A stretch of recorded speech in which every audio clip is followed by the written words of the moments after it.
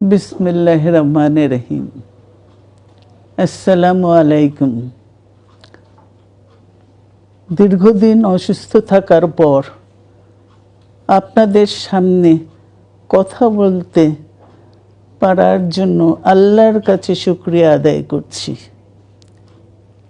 আমার কারাবন্দী অবস্থায় আপনারা আমার কারামুক্তি ও রোগ মুক্তির জন্য সংগ্রাম করেছেন, দোয়া করেছেন। সেজন্য আমি আপনাদের সকলকে ধন্যবাদ জানাচ্ছি। দীর্ঘ আন্দোলন সংগ্রাম ও ত্যাগের মধ্য দিয়ে আমরা ফ্যাসিবাদী অবৈধ সরকারের কাছ থেকে মুক্তি পেয়েছি। আমি আন্তরিক ধন্যবাদ জানাতে চাই আমাদের বীর সন্তানদের, যারা মরণপণ সংগ্রাম করে এই অসম্ভবকে সম্ভব করেছে। শত শত শহীদদের জানাই শ্রদ্ধা।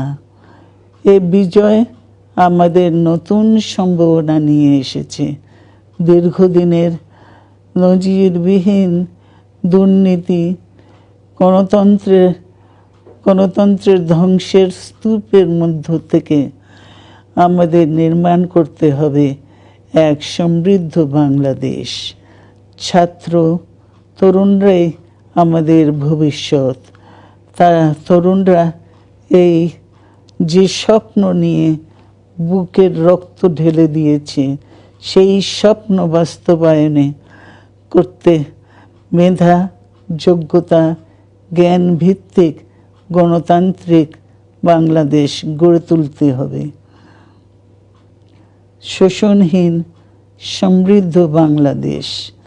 সকল ধর্মের গোত্রের অধিকার নিশ্চিত করতে হবে। শান্তি,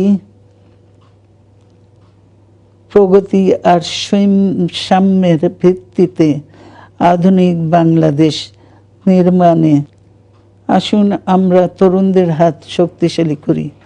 ধ্বংস নয়,